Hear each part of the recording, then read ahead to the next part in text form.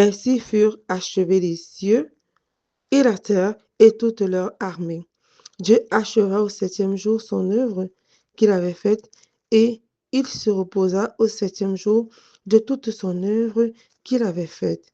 Dieu bénit le septième jour et il le sanctifia, parce qu'en ce jour, il se reposa de toute son œuvre qu'il avait créée en la faisant. Voici les origines des cieux et de la terre quand ils furent créés.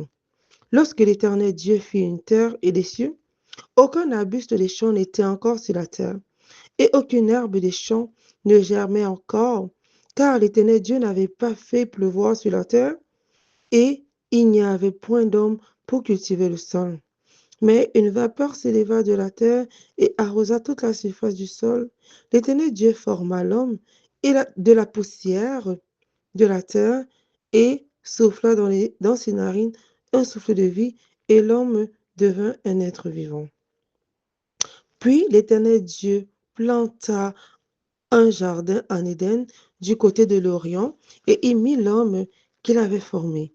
L'Éternel Dieu fit pousser du sol des arbres de toute espèce agréables à voir et bons à manger, et l'arbre de la vie au milieu du jardin, et l'arbre de la connaissance du bien et du mal. Un fleuve sortait d'Éden pour arroser le jardin, et de là, il se divisait en 4 bras. Le nom du premier est Pichon, c'est celui qui entoure tout le pays de Havila où se trouve l'or. L'or de ce pays est pur. On y trouve aussi de d'hélium et la pierre d'Onis.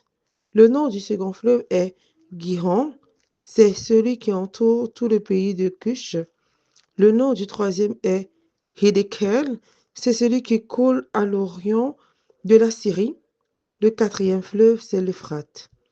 L'Éternel Dieu prit l'homme et le plaça dans le jardin d'Éden pour le cultiver et pour le garder. L'Éternel Dieu donna cet ordre à l'homme: Tu pourras manger de tous les arbres du jardin, mais tu ne mangeras pas de l'arbre de la connaissance du bien et du mal, car le jour où tu en mangeras, tu mourras.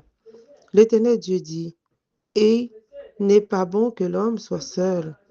Je lui ferai une aide semblable à lui. L'Éternel Dieu forma de la terre tous les animaux des champs et tous les oiseaux du ciel, et il les fit venir vers l'homme pour voir comment il les appellerait, et afin que tout être vivant portant le nom que lui donnerait l'homme. Et l'homme donna des noms à tout le bétail, aux oiseaux du ciel et à tous les animaux des champs. Mais pour l'homme, il ne trouva point d'aide semblable à lui.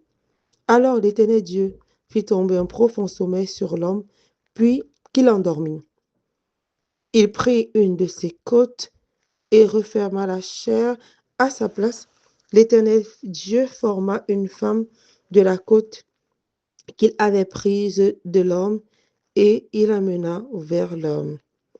Et l'homme dit: Voici cette fois celle qui est os de mes os et chair de ma chair. On l'appellera femme, parce qu'elle a été prise de l'homme. C'est pourquoi l'homme quittera son père et sa mère et s'attachera à sa femme, et ils deviendront une seule chair. Alléluia, gloire à Jésus. Donc, dans ce deuxième chapitre de Genèse, on peut voir l'explication, un peu le détail en fait de la création, comment le Seigneur, le Seigneur a travaillé à l'origine, au début, au commencement. Donc, on voit un peu plus en détail le processus de la création. Je vois des fois que Genèse 2 devait être avant Genèse 1, mais la Bible est tellement un livre complet et rien n'est écrit au hasard en fait. Donc, je rends grâce à Dieu pour ce programme de lecture de la Bible en un an.